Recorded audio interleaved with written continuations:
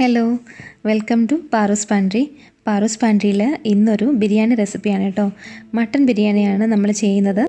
ഇത്തിരി സ്പെഷ്യലായിട്ടുള്ളൊരു ബിരിയാണി റെസിപ്പിയാണ്, അതുപോലെ തന്നെ വളരെ ടേസ്റ്റി ആയിട്ടുള്ളതുമായ റെസിപ്പിയാണ്. നമ്മളിത് home made masala powder, mutton ബിരിയാണിയുടെ മസാല പൗഡർ ഉണ്ടാക്കിയാണ് നമ്മൾ ഈ റെസിപ്പി ചെയ്യുന്നത്. പാറൂസ് പാൻട്രി ആദ്യമായിട്ട് കാണുന്നവരുണ്ടെങ്കിൽ സബ്സ്ക്രൈബ് ചെയ്യാൻ മറക്കരുത്. അപ്പോൾ നമുക്ക് നേരിട്ട് റെസിപ്പിയിലേക്ക് പോവാം. നമുക്ക് ആദ്യം തന്നെ ബിരിയാണി മസാല റെഡിയാക്കി വെക്കാം കേട്ടോ. ഞാൻ ഒരു പാത്രം വെച്ചിട്ടുണ്ട്, അതിലേക്ക് ഒരു 2 ബേ ലീഫ് ഇട്ട് കൊടുത്തിട്ടുണ്ട്, 2 ഉണക്കമുളക്, 2 മതി. നമ്മൾ കുരുമുളക് ചേർക്കുന്നുണ്ട്, പിന്നെ ഒരു 3 ജാതിപത്രി, പിന്നെ ഒരു 3-4 കഷ്ണം കറുവപ്പട്ട, പിന്നെ ഒരു 8 ഏലക്ക ഇടുന്നുണ്ട്. അത് ഏലക്ക ഇത് വലുതായതിനാണ് ഞാൻ 8 എടുത്ത്, ഇല്ലെങ്കിൽ നിങ്ങൾക്ക് ഒരു 2 കൂടെ കൂടുതൽ എടുക്കാം. പിന്നെ ഒരു 2 ബ്ലാക്ക് കാടമ, ഫ്ലവർ പോലത്തത്, പിന്നെ ഒരു ചെറിയ കഷ്ണം ഏലക്ക. ഇത്ര ഇട്ടിട്ട് ഇത് നമുക്കൊന്ന് ചൂടാക്കി എടുക്കണം. അപ്പോൾ ഇത് ഇത്രയും വലിയ കഷ്ണങ്ങളല്ലേ, അതുകൊണ്ടാണ് ഇതൊന്ന് ഞാൻ സെപ്പറേറ്റ് ചൂടാക്കി എടുത്ത് നമുക്കൊന്ന് മാറ്റി വയ്ക്കാം. എന്നിട്ട് ബാക്കിയുള്ളത് 1.5 ടേബിൾ സ്പൂൺ മല്ലി, 1 ടീസ്പൂൺ ഷാജീര, അതായത് ബിരിയാണി ജീര, 1 ടീസ്പൂണാണ്, 1/2 ടീസ്പൂൺ സാധാരണ ജീരകം, നല്ല ജീരകം, പിന്നെ ഒരു 1/2 ടീസ്പൂൺ നമ്മളുടെ ഈ മസാല ജീരകം ഉണ്ടല്ലോ, വലിയ ജീരകം, പിന്നെ ഒരു ടേബിൾ സ്പൂൺ കുരുമുളക്, 1 ടീസ്പൂൺ ഗ്രാമ്പൂ, 1.5 ടീസ്പൂൺ കസ്കസ്. ഇതിൻ്റെ എല്ലാം ഡീറ്റെയിൽ ആയിട്ടുള്ള അളവ് ഞാൻ ഡിസ്ക്രിപ്ഷൻ ബോക്സിൽ കൊടുക്കും. വീഡിയോ ലെങ്ത് ആയി പോകും, അതാണ് ഞാൻ പെട്ടെന്ന് പറയണം കേട്ടോ. അപ്പോൾ കസ്കസ് ഇത് ഉണ്ടെങ്കിൽ എന്തായാലും ചേർക്കണം കേട്ടോ. കസ്കസ് ഉണ്ടെങ്കിൽ എന്തായാലും ചേർത്ത് കൊടുക്കുക. ഇതെല്ലാം ഫ്രൈ ചെയ്തിട്ട് ഇത് നമുക്കൊന്ന് ഒരു പാത്രത്തോട്ട് മാറ്റി വെച്ചിട്ടൊന്ന് തണുക്കാൻ വെക്കാം. തണുത്തിട്ട് നമുക്കിതൊന്ന് ഗ്രൈൻഡ് ചെയ്തെടുക്കാം കേട്ടോ. അപ്പം ഞാനൊരു മിക്സിയുടെ ജാറിലോട്ട് മാറ്റിയിട്ടുണ്ട്. എന്നിട്ട് അതായത് ഗ്രൈൻഡ് ചെയ്തെടുത്തിട്ടുണ്ട്. അപ്പോൾ നമ്മുടെ ബിരിയാണി മസാല റെഡി ആയിട്ടുണ്ട്. നല്ല സ്മെല്ലും നല്ല ടേസ്റ്റും ഉള്ളൊരു മസാലയാണ്. അപ്പോൾ ഈ രീതിയിൽ തന്നെ ചെയ്യാം. ഇനി നമുക്ക് മെയിനായിട്ടുള്ള ഐറ്റംസൊക്കെ നോക്കാം. ഞാനിവിടെ ഒരു 1/2 കിലോ മട്ടനാണ് എടുത്തിരിക്കുന്നത് കേട്ടോ. ബോൺസൊക്കെ ഉള്ളൊരു മട്ടനാണ്, ബോൺസൂടൊക്കെ ചേർന്നാണ് ഞാൻ എടുത്തിരിക്കുന്നത്.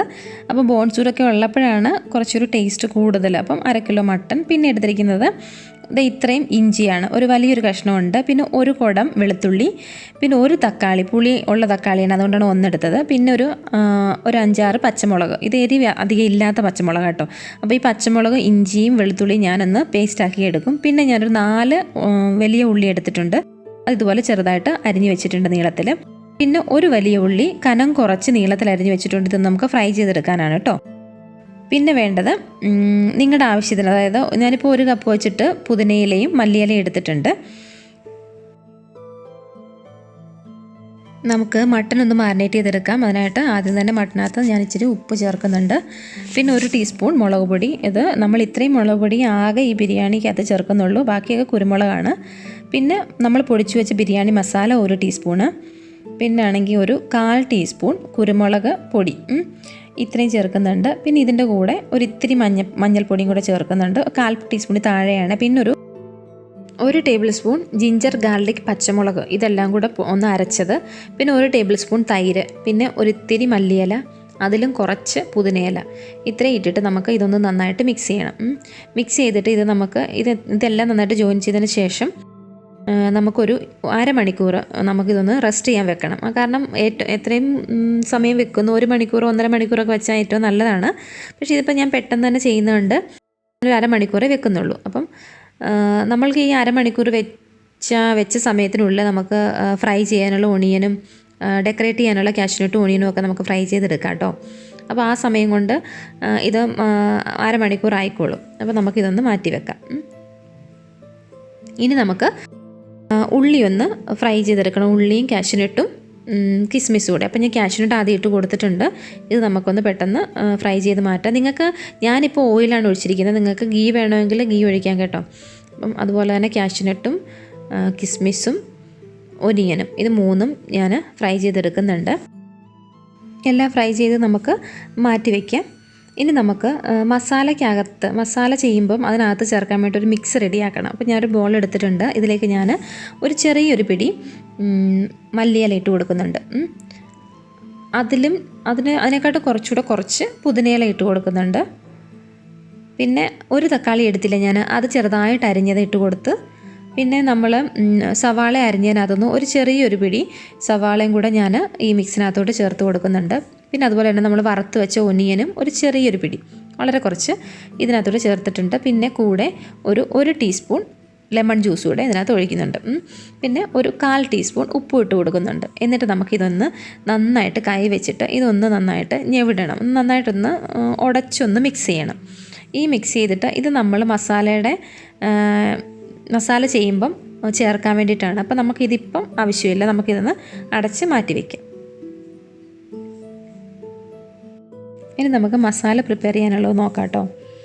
അപ്പം മസാല പ്രിപ്പയർ ചെയ്യാൻ വേണ്ടിയിട്ട് ഞാനൊരു പാൻ വെച്ചിട്ടുണ്ട്. ഇതിലേക്ക് ഞാൻ ഉള്ളിയും കാഷ്യൂനട്ടും കിസ്മിസും ഒക്കെ വറുത്ത അതേ ഓയിൽ തന്നെയാണ് ഒഴിക്കുന്നത്. ഇതൊരു 2 ടേബിൾ സ്പൂൺ വരുന്നുണ്ട് ഈ ഓയിൽ. ഇപ്പോൾ കുറവാണെന്നുണ്ടെങ്കിൽ നിങ്ങൾക്ക് കുറച്ചുകൂടെ ചേർത്ത് കൊടുക്കാം, അല്ലെങ്കിൽ നെയ്യ് ചേർക്കണമെന്നുണ്ടെങ്കിൽ ഇതിനകത്ത് നെയ്യൂടെ ചേർത്ത് കൊടുക്കാം. എന്തായാലും ഞാൻ ഈ എണ്ണ ഇതാണ് എടുത്തിരിക്കുന്നത്. എന്നിട്ട് ഇതിനകത്തോട്ട് ഇത്തിരി മസാല നമുക്ക് ഇട്ട് കൊടുക്കാം. ഒരു കഷ്ണം ഏലക്കായ, കുറച്ച് പട്ട, ഒരു 2-3 കഷ്ണം ഗ്രാമ്പൂ, പിന്നെ ഒരു ശകലം ബേ ലീഫ്. എന്നിട്ട് ഇതൊന്ന് ഫ്രൈ ആകുമ്പോഴത്തേക്ക് ഇതിലേക്ക് നമുക്ക് അരിഞ്ഞു വെച്ചിരിക്കുന്ന ഒനിയൻ ഇട്ട് കൊടുക്കുക, സവാള ഇട്ട് കൊടുക്കാം. സവാള ഇട്ട് അതിനകത്തോട്ട് ഇത്തിരി ഉപ്പൂടെ ചേർത്ത് കൊടുത്തിട്ട് നമുക്കിതൊന്ന് വഴറ്റിയെടുക്കണം. അപ്പോൾ ഇതൊന്ന് സവാള ഒന്ന് വാടി വരുമ്പോഴത്തേക്ക് നമുക്ക് ജിഞ്ചർ ഗാർലിക് പേസ്റ്റ് ചേർത്ത് കൊടുക്കാം. ജിഞ്ചറും ഗാർലിക്കും പിന്നെ അതുപോലെ തന്നെ പച്ചവെള്ളം കൂടെ അരിഞ്ഞാണ്. ഇതൊരു 2 ടേബിൾ സ്പൂൺ ഉണ്ട് കേട്ടോ, ഇത്തിരി ഏറെ ഉണ്ട്. ഇത് ഇത്തിരി ഏറെ ചേർക്കുന്നതാണ് നല്ലത്. അപ്പം ഇത് ഇത്രയും ചേർത്തിട്ട് നമുക്ക് ഈ ഒനിയനും ഇതെല്ലാം കൂടെ നന്നായിട്ട് വഴറ്റിയെടുക്കണം. അപ്പോൾ ഈ ഇഞ്ചിയുടെയും വെളുത്തുള്ളിയുടെയും പച്ചമുളകിൻ്റെയൊക്കെ പച്ചമണമൊക്കെ മാറി ഒനിയൻ നന്നായിട്ട് വഴണ്ട് വരണം. അപ്പോൾ അത് നമുക്കതൊന്ന് നന്നായിട്ട് വഴറ്റിയെടുക്കാം. ഒനിയനും ഇഞ്ചിയും ഒക്കെ നന്നായിട്ട് വഴണ്ട് വന്നിട്ടുണ്ട്. ഈ സമയത്ത് നമുക്ക് പൊടികൾ ചേർത്ത് കൊടുക്കാം. ഒരു 1.5 ടേബിൾ സ്പൂൺ പൊടിച്ചു വെച്ച ബിരിയാണി മസാല ചേർത്ത് കൊടുക്കുന്നുണ്ട്. ഈ മസാല നമ്മൾ കാണിച്ച രീതിയിൽ തന്നെ പൊടിച്ചെടുക്കണം കേട്ടോ. ഒരു നല്ല ഫ്ലേവറാണ്, നല്ല ടേസ്റ്റാണ് ഈ മസാലയ്ക്ക്, നല്ല സ്മെല്ലൊക്കെയാണ്. അപ്പോൾ നമ്മൾ 1.5 ടേബിൾ സ്പൂൺ ബിരിയാണി മസാല ചേർത്ത് കൊടുത്തിട്ടുണ്ട്. ഇതിൻ്റെ കൂടെ ഞാൻ 1 ടീസ്പൂൺ അതായത് ക്രഷ് ചെയ്ത കുരുമുളകാണ്, കുരുമുളകിൻ്റെ പൊടിയല്ല, ഞാൻ ക്രഷ് ചെയ്ത കുരുമുളകാണ്, അത് ചേർത്ത് കൊടുക്കുന്നുണ്ട്. നമ്മൾ വേറെ പച്ചമുളകുണ്ട്, പിന്നെ നമ്മൾ മുളക് പൊടിയൊന്നും ഈ ബിരിയാണിക്കകത്ത് ചേർക്കുന്നില്ല. ഈ ഒരു കുരുമുളകിൻ്റെയൊക്കെ എരിയാണ് ഈ ബിരിയാണിക്ക് കിട്ടുന്നത്.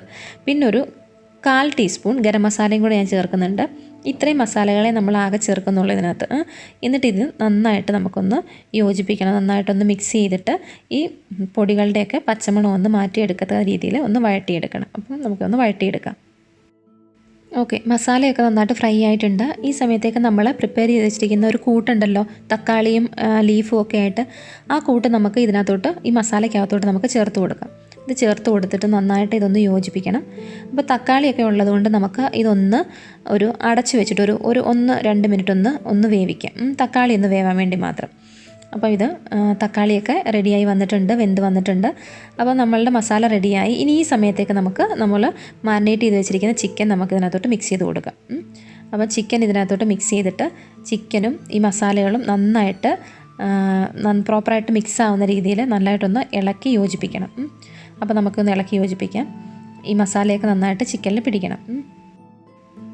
ഈ സമയത്ത് ഞാനൊരു 2 പച്ചമുളക് കൂടെ ഇതിനകത്ത് ചേർത്ത് കൊടുക്കുന്നുണ്ട്. ഓപ്ഷണലാണ്, നിങ്ങൾക്ക് ഇഷ്ടമുണ്ടെങ്കിൽ ചേർത്ത് കൊടുത്താൽ മതി. നിങ്ങൾക്ക് മനസ്സിലായി കാണാൻ ഞാനിത് നമ്മളുടെ ഈ പോട്ടിനകത്ത് വെച്ച് തന്നെയാണ് ഈ മട്ടൺ കുക്ക് ചെയ്യുന്നത്, കുക്കറിലല്ല. ഇതിൽ ബിരിയാണി ചെയ്യുമ്പോൾ ഏറ്റവും ടേസ്റ്റ് നമ്മൾ പോട്ടിൽ വെച്ച് തന്നെ കുക്ക് ചെയ്യുന്നതാണ്. നിങ്ങൾക്ക് സമയമില്ല എന്നുണ്ടെങ്കിൽ നിങ്ങൾ കുക്കറിൽ വെച്ചിട്ട് ഒരു 3 വിസിലൊക്കെ അടിക്കുമ്പോഴത്തേക്ക് നമ്മളുടെ മട്ടൺ വെന്ത് കിട്ടും. പക്ഷേ ഇതെന്ന് വെച്ചാൽ പോട്ടിലായതുകൊണ്ട് തന്നെ നമ്മൾക്ക് കുറച്ച് നേരം പോട്ടിൽ വെച്ചിട്ട് കുക്കാവണം. മിനിമം ഒരു മണിക്കൂറെങ്കിലും, 1/4 തൊട്ട് 1 മണിക്കൂർ, ഏത് മട്ടൻ്റെ വേവ് പോലെ ഇരിക്കും. അപ്പോൾ നമ്മൾക്കൊരു 1 മണിക്കൂർ തൊട്ട് 1 മണിക്കൂർ സമയമുണ്ട് നമുക്ക്. അപ്പോൾ അതിനിടയ്ക്ക് നിങ്ങളിത് ഇളക്കി കൊടുക്കണം. ആ സമയം കൊണ്ട് നമുക്ക് റൈസ് ശരിയാക്കാം.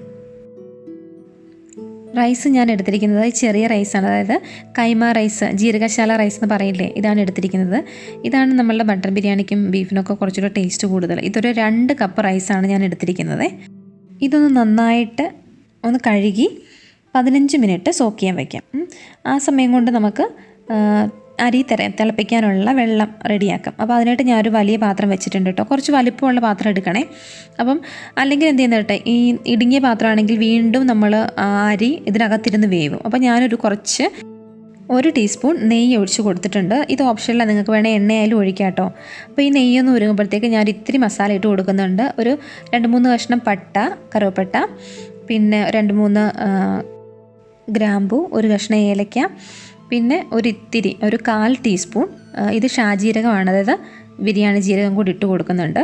എന്നിട്ട് ഇതിനകത്തോട്ട് ഞാനൊരു 2 ടീസ്പൂൺ ഇതുപോലെ സവാള അരിഞ്ഞത്, അപ്പോൾ നമ്മൾ നേരത്തെ അരിഞ്ഞില്ല, അതിനകത്തൊന്ന് ഇത്തിരി മാറ്റി വെച്ചതാണേ, അതുകൂടി ഇട്ടിട്ട് നമ്മളിതൊന്ന് വഴറ്റിയെടുക്കണം. ഒന്ന് ഫ്രൈ ആക്കുമൊന്നും വേണ്ട, ഫ്രൈ ആവാൻ നിൽക്കരുത്, ജസ്റ്റ് ഒന്ന് വഴറ്റിയെടുത്താൽ മതി. നിങ്ങൾ ഗീ റൈസൊക്കെ വെക്കുമ്പോൾ ഇങ്ങനെ ചെയ്താൽ നല്ല ടേസ്റ്റാണ് കേട്ടോ. അപ്പം അങ്ങനെ ഒന്ന് ട്രൈ ചെയ്ത് നോക്കിയോളൂ.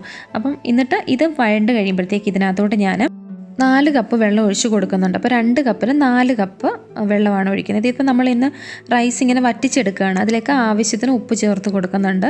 പിന്നെ ഞാനൊരു 1 ടേബിൾ സ്പൂൺ നാരങ്ങാനീര് ഒഴിച്ച് കൊടുക്കുന്നുണ്ട് കേട്ടോ. അപ്പോൾ ഇതെല്ലാം ഇട്ട് മിക്സ് ചെയ്തതിന് ശേഷം തിളയ്ക്കുമ്പോഴത്തേക്ക് അരിയിട്ട് കൊടുക്കാം. ഞാൻ ഓൾറെഡി അരിയിട്ട് കൊടുത്തു. അപ്പോൾ ഇതൊരു 80% കുക്കായി കിട്ടണം, കാരണം നമ്മൾ ബിരിയാണി ദം ചെയ്താണ് ചെയ്യുന്നത്.